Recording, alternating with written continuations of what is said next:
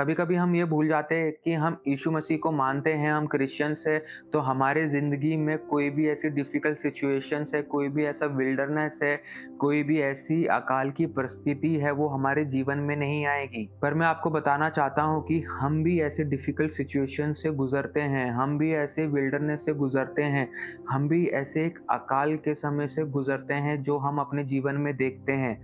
चाहे वो फाइनेंशियल हो, चाहे वो फिज़िकल हो, चाहे वो इमोशनल हो और चाहे वो रिलेशनल हो, हम ऐसे सिचुएशन से अपने जीवन में गुज़रते रहते हैं। मैं आपको बताना चाहता हूँ कि अगर हम यीशु मसीह में हैं, तो ऐसा नहीं है कि हमें कोई सफ़रिंग नहीं होगी, कोई भी जो दर्द है वो नहीं होगा और हम इन सिचुएशंस को ऐसे ही पार कर लेंगे बिना कोई दुःख के, बिना कोई दर्द के। पर मैं आपको बताना चाहता हूँ कि जो यीशु मसीह है वो भी एक विल्डरनेस से गुजरे थे और जो इज़राइट के लोग थे वो भी एक ऐसे विल्डरनेस से गुजरे थे अपने प्रोमिस लैंड तक पहुंचने से पहले। परमेश्वर उन सब परिस्थिति में हमारे साथ होता है, वो हमारे साथ चलता है, वो हमारे साथ ट्रैवल करता है और जो परमेश्वर है वो हर एक चीज़ प्रोवाइड करता है अपने लोगों को जो उस विल्डरनेस में उनको ज़रूरत है। और मैं आपको बताना चाहूँगा कि जो परमेश्वर है वो उस विल्डरनेस में, उस अकाल के समय में, उस डिफ़िकल्ट सिचुएशन के समय में हमें काफ़ी गिफ्ट्स देता है और वो जो गिफ्ट्स है वो हमें काफ़ी बारीकी से समझने चाहिए और उनको हासिल करना चाहिए। और आप भी अपने जीवन में एक ऐसे विल्डरनेस से गुज़र रहे होंगे, आप भी एक ऐसे अकाल से गुज़र रहे होंगे, ऐसे डिफ़िकल्ट सिचुएशन से गुज़र रहे होंगे। पर मैं आपको बताना चाहता हूँ कि अगर आप एक क्रिश्चियन हैं, आप ये मत समझिए कि आपके लिए वो आसान होगा। पर मैं आपको याद दिलाना चाहता हूँ कि जो परमेश्वर है वो एक स्पेशल प्रोविज़न प्रोवाइड करता है अपने लोगों को उस डिफ़िकल्ट सिचुएशन में। और कभी-कभी हमारे लिए ये ज़रूरी हो जाता है कि हम इन डिफ़िकल्ट सिचुएशन से, इन डिफ़िकल्ट समय से अपने जीवन में गुज़रे, क्योंकि जो हमारा ब्रेक थ्रू होता है इन डिफ़िकल्ट सिचुएशंस के बाद शुरू होता है। और जो हमारा जो प्रोमिस्ड लैंड है जहाँ तक हमें पहुँचना है, जो इन डिफ़िकल्ट टाइम से हम गुज़रते हैं, हम उसको तभी हासिल कर पाते हैं, तभी हमें वो हमारा जो प्रोमिस्ड लैंड है वो हमें मिल पाता है। और मैं आपको बताना चाहता हूँ कि यीशु मसीह भी अपने जीवन में एक विल्डरनेस से गुज़रे, अपनी सेवकाई को शुरू करने से पहले।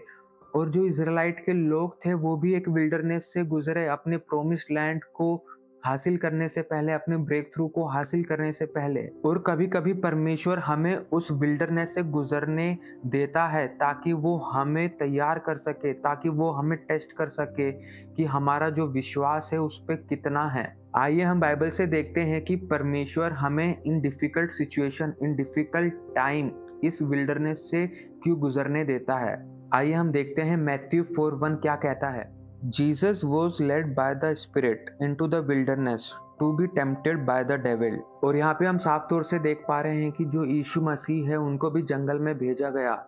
He was led by the Spirit to go into the wilderness so he can be tempted by the devil। यहाँ पे हम देख पा रहे हैं कि जो आत्मा के द्वारा उनको जंगल में भेजा गया ताकि जो शैतान है वो उनकी परीक्षा ले सके। और कभी-कभी परमेश्वर भी हमें ऐसी जो विल्डरनेस है, ऐसी जो डिफ़िकल्ट सिचुएशंस है उसमें भेजता है। और उस विल्डरनेस में मैं आपको बताना चाहता हूँ कि जो शैतान है वो भी तैयार रहता है ताकि वो हमें भरमा सके, ताकि वो हमें टेम्प्ट कर सके।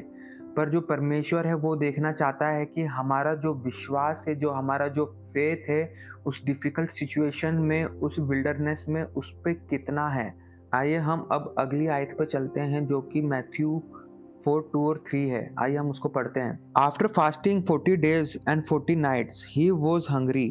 The tempter came to him and said, if you are the son of God, tell these stones to become bread। और इस आयत से हम ये समझ पा रहे हैं कि जो डेविल है, जो टेम्पटर है, वो ऐसी चीज़ें हमारे सामने लेकर आता है जो हम उस सिचुएशन में कमी महसूस कर पा रहे हैं, जो उस सिचुएशन में हमारे पास लैक है, जिसकी हमें घटी है, वो ऐसी चीज़ें लेकर आता है।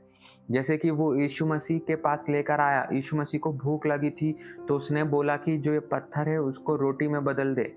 और मैं आपको बताना चाहता हूँ कि आप कोई भी जल्दबाज़ी में उस समय कोई ऐसा निर्णय ना लें ताकि आप गलत दिशा में चले जाएँ। क्योंकि जो शैतान है वो आपको आपकी घटी दिखाएगा, आपको कमी दिखाएगा और आपको ऐसा लगेगा कि अगर मैं इसको कर देता हूँ तो ये चीज़ मुझे मिल जाएगी।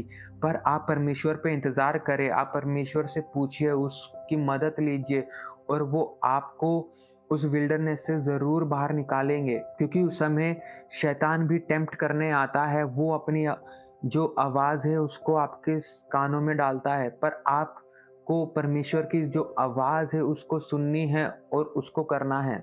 और मैं आपको बताना चाहता हूँ कि जैसे वो आत्मा हमें उस जंगल से गुज़रने के लिए बोलती है, उस विल्डरनेस से गुज़रने के लिए बोलती है, जैसे यीशु मसीह को बोला गया था, वैसे ही वो आत्मा हमें उस जंगल से बाहर निकालेगी, उस विल्डरनेस से बाहर निकालेगी, उस डिफ़िकल्ट सिचुएशन से जो आप अपने जीवन में अभी गुज़र रहे हैं, उससे बाहर निकालेगी। परंतु पहले आपको परमेश्वर को ढूँढना है उस डिफ़िकल्ट सिचुएशन में, परमेश्वर की आवाज़ को आपको सुनना है उस डिफ़िकल्ट सिचुएशन में, परमेश्वर की जो आज्ञा है आपको उसको मानना है उस डिफ़िकल्ट सिचुएशन में, परमेश्वर पे फ़ेथ दिखाना है उस डिफ़िकल्ट सिचुएशन में।